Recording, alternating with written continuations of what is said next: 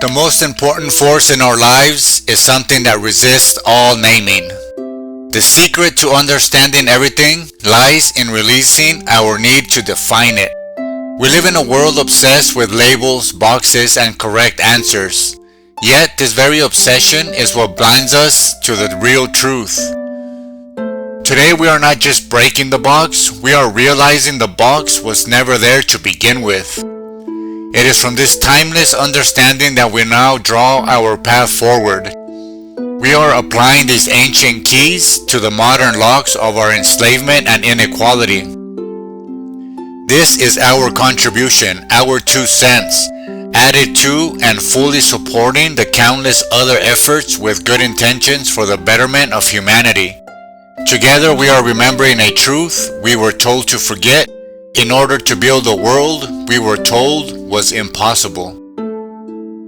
Tao Te Ching, Chapter 1. The Tao that can be told is not the eternal Tao. The name that can be named is not the eternal name. The nameless is the beginning of heaven and earth.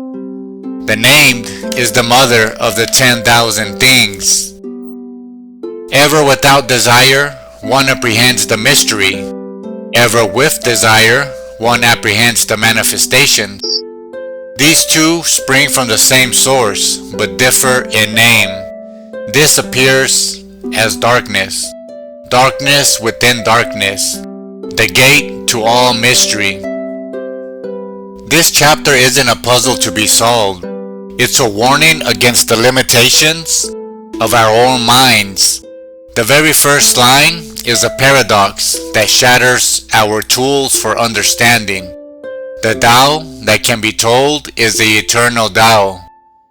Think of it like this. You can have a map of a city, but the map is not the city. You can have a recipe for chocolate cake, but the recipe is not the taste of the cake. The moment we put a word on the infinite, living reality, calling it God, the universe, energy, we have created a concept, and that concept is tiny, dead thing compared to the vibrant, eternal, unspeakable isness it points to.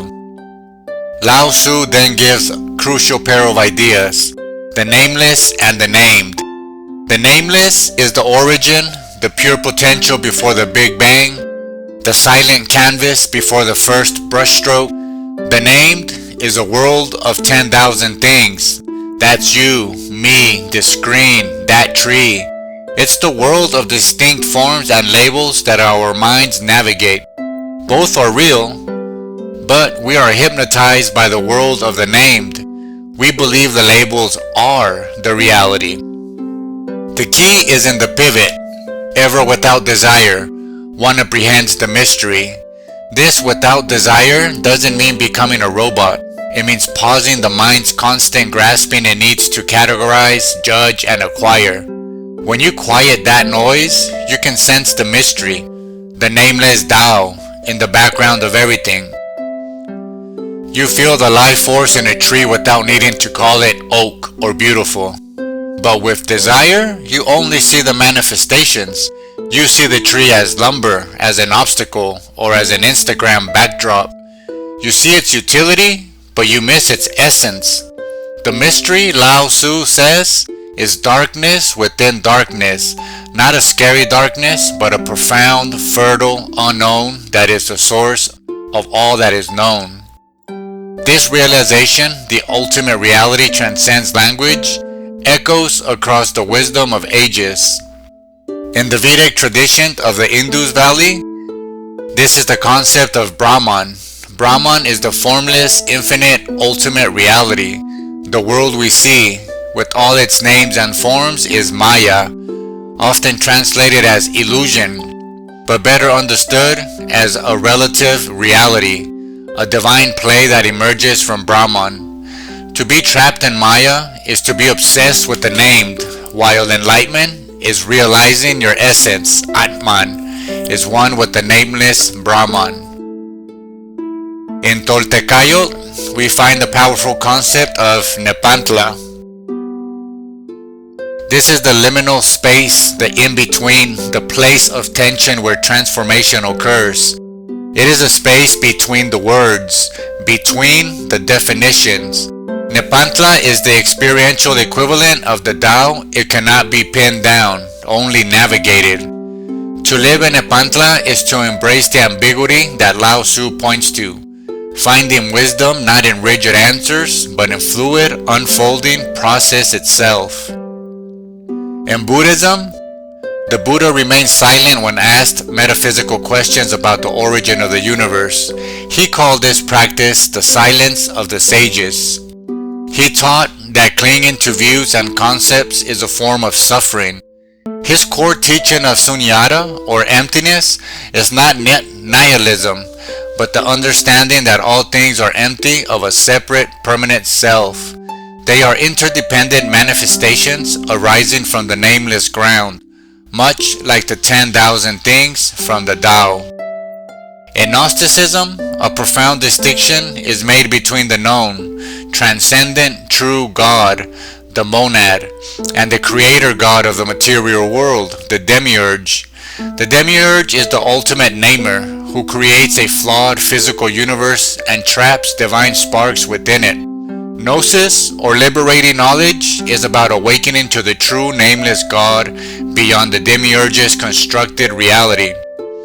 A direct parallel to seeing the eternal Tao beyond the world of named things.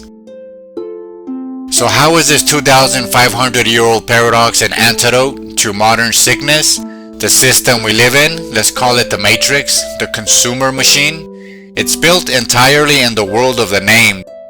It runs on labels. It tells you your worth is your job title, your happiness is a product name, your identity is a political or social category. It creates desire for specific manifestations, that car, that body, that lifestyle. It sells you outer salvation, because as long as you're chasing manifestations, you will never look behind the curtain to the mystery of your own being. This knowledge feels banned or is marginalized because an awakened person is a terrible consumer and a difficult subject to control. If you find deep fulfillment in the nameless mystery, in a sunset, in your breath, in the silence between thoughts, you are immune to the 10,000 advertisements screaming for your attention. If you understand that your true self can't be labeled, you cannot be so easily manipulated by divisive rhetoric that pits us against them. So how do we touch this? How do we feel the nameless reality that our words can't capture? We remember our scale. Consider the Colorado River. It did not decide one day to carve the Grand Canyon. For 6 million years, drop by drop, moment by moment, it simply flowed. It flowed the path of least resistance with unimaginable patience, and in doing so, it sculpted one of the most majestic wonders on earth, without a plan, without a name, without a goal. The canyon is a monument to the process that is silent, relentless, and utterly indifferent to our labels of it. Or look to the continents themselves. The very ground beneath our feet is in a slow cosmic dance. The Atlantic Ocean is widening at about the same speed your fingernails grow. The Himalayas are still rising as India continues its northward journey. These are movements on a timescale that dwarfs human history, that predates our very concept of gods and creation.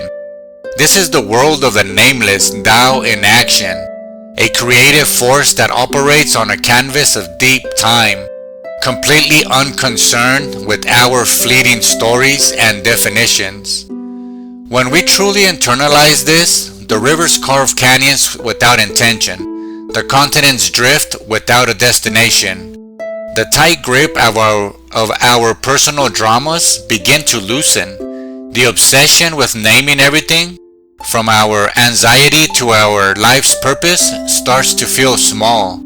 And in that smallness, there was a profound relief. We are not the center of the universe. We are a fleeting, beautiful part of its nameless, unfolding mystery. The Tao doesn't need our understanding, just as the river doesn't need a blueprint for the canyon. It simply is. And when we stop trying to define the river and instead learn to flow with it, we finally come home. Applying this is a revolutionary act. It starts internally.